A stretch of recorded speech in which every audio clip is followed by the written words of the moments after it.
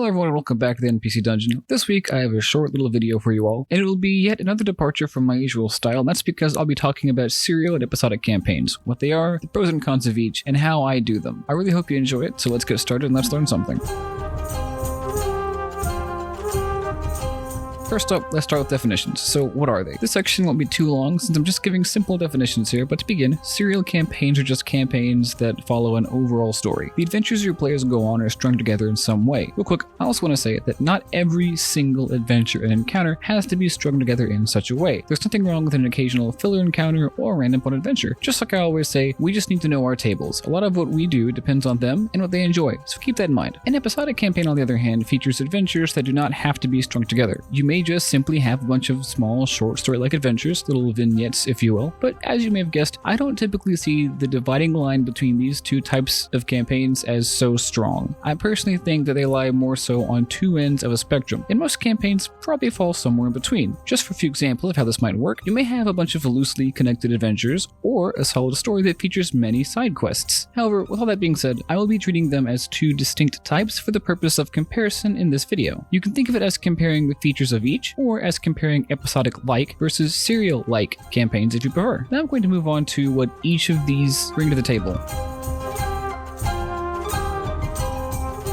Let's talk about the more serial side of things first, since that is where most of my experience lies. One of the reasons why I do them more often is because it's much easier for me to build off of previous adventures. If everything is connected, the directions you should be building off in are much more obvious than in more episodic campaigns, where you have to come up with entirely new stories almost every month. What I like to do in these kinds of campaigns is find something to build off of. I'll either look at the location my players are going to, the kind of quest they're doing, or something else. For example, if I'm looking at a location, I might think, okay, my players are going to a swamp, so what kind of encounters will be swamp-like? Maybe there'll be spiders coming out of the marshlands or trees coming alive to attack them or something. If I'm thinking about the quest they're going on, if they're doing a fetch quest, for example, if they're trying to find an item, maybe somebody has the item, maybe that somebody sold the item off, maybe the item is hidden somewhere and someone knows where it is. There are all kinds of ways you can build off of for things like that. That being said, that is one of the major downsides of these more episodic campaigns. You have to keep coming up with new encounters and adventures in order to keep the campaigns going. But this seeming weakness is also one of the greatest pros of these more episodic campaigns as well. Because you aren't tied down to a single story, you get to really use this game as a creative outlet and put your players through all kinds of funny and interesting perils. In more serial campaigns though, even though it might be a little easier to generate ideas, you still might find that you're a little bit more restricted than you would be in a more episodic setting, as all of your ideas must be related to the overall story that you're trying to convey. That being said, knowing what kind of campaign you want to run in this way can really help alleviate some of those very early DM fears you might have. For example, if you're somebody who's afraid to DM because it seems daunting to come up with a bunch of new ideas, a serial kind of campaign might be more for you. And in the same way, if you have a hard time staying focused on one quest for too long, don't let this stop you from DMing. A more episodic style, where you get to come up with more sporadic ideas, might be perfect for you. I hope that last statement maybe alleviated some fear of DMing that some of you watching this video may have, but I still haven't told you very much about how to actually do it. That's up next.